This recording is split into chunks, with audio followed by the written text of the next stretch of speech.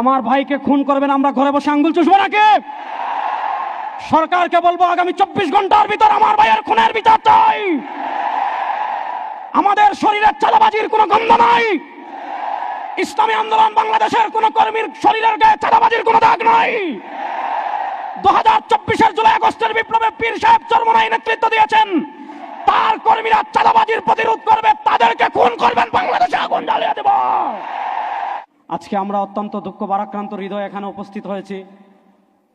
আমাদের এক ভাই, আমাদের মুজাহিদ ভাই বলেছেন, আমাদের বুলবুল ভাই চাঁদাবাজির প্রতিবাদ করেছিলেন, অত্যন্ত নৃশংসভাবে তাকে খুন করা হয়েছে। আমরা স্পষ্ট ভাষায় বলি, রক্ত রক্ত চাই, জীবন জীবন চাই, খুন খুন চাই।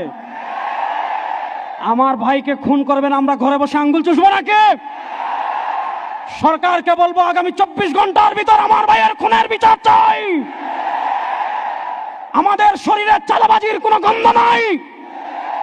ইসলামী আন্দোলন বাংলাদেশের কোন কর্মীর শরীরের গায়ে চাঁদাবাজির কোনো দাগ নাই। 2024-এর জুলাই আগস্টের বিপ্লবে পীর সাহেব চরমোনাই নেতৃত্ব দিয়েছেন। তার কর্মীরা চাঁদাবাজির প্রতিরোধ করবে, তাদেরকে খুন করবেন, বাংলাদেশে আগুন জ্বালিয়ে দেব।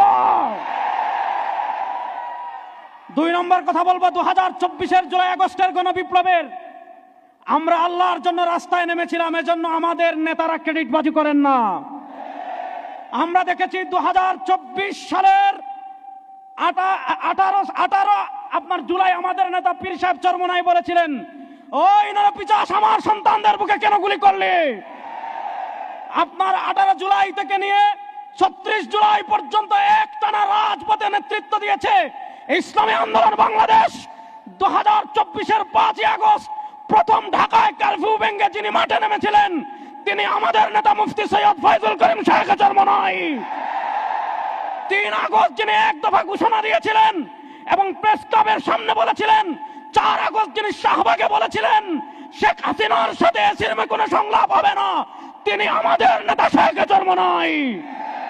সুতরাং আপনারা যারা ইতিহাস বিকৃত করে ইসলামী আন্দোলনকে মাইনাস করে দিতে চাইবেন, এটা 1971 না, এটা হলো 2024। সুতরাং আমরা স্পষ্ট করে বলি, 2024-এ পীর সাহেব চরমোনাই জীবনের মায়া উপেক্ষা করে রাজপথে বের হয়েছেন।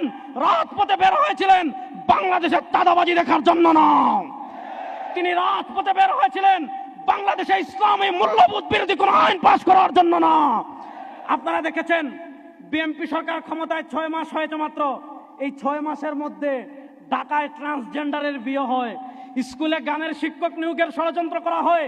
আমাদের নেতা বিশ্ব ইসলামী রাজনীতির অন্যতম সিপাহসালার পীর সাহেব চরমোনাইকে সামনে রেখে বলছি, যদি বাংলাদেশে ইসলামী মূল্যবোধ বিরোধী, কোরআন বিরোধী, সুন্নাহ বিরোধী কোন আইন পাশ করার ষড়যন্ত্র কেউ করে, আবার একটা যুদ্ধের জন্য আমরা প্রস্তুত আছি।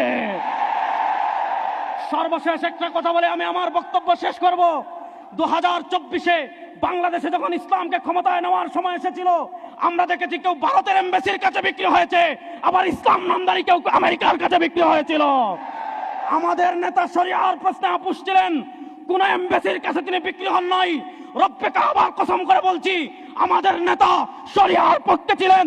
আমার নেতার সামনে পিছনে থেকে শরিয়া বিজয়ের আন্দোলনে আপনারা পীর সাহেব চরমোনাইর সাথে আছেন তো সবাই ইনশাআল্লাহ। নারায়ে তাকবীর, নারায়ে তাকবীর।